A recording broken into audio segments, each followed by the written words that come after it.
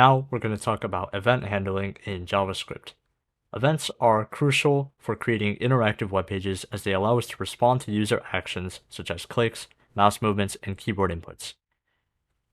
Now before we dive into coding, let's understand the importance of event handling in web development.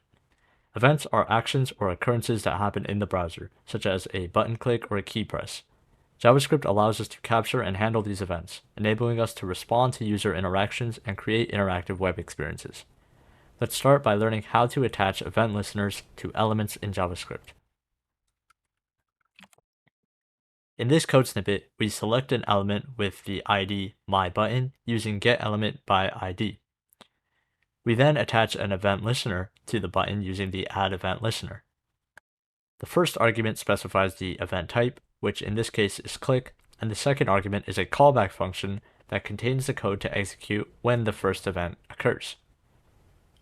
JavaScript supports various event types that we can listen for.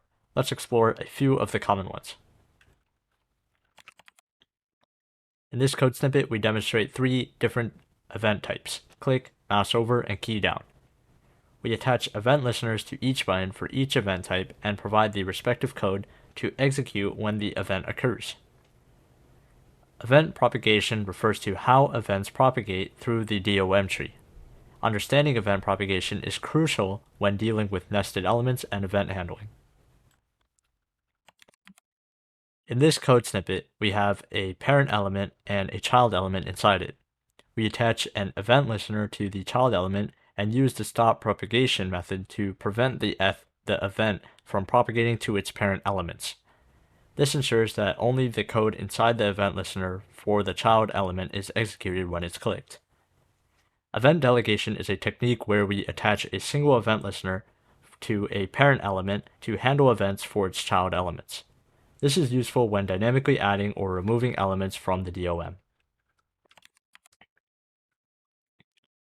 In this code snippet, we attach an event listener to the parent element and use the event.target property to identify the actual element that triggered the event.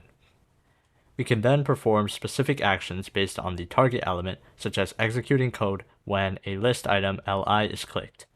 This technique allows us to handle events for multiple child events with just a single event listener. And that concludes our tutorial on event handling in JavaScript.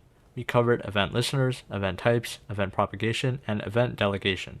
With this knowledge, you will have the power to create interactive and dynamic web experiences.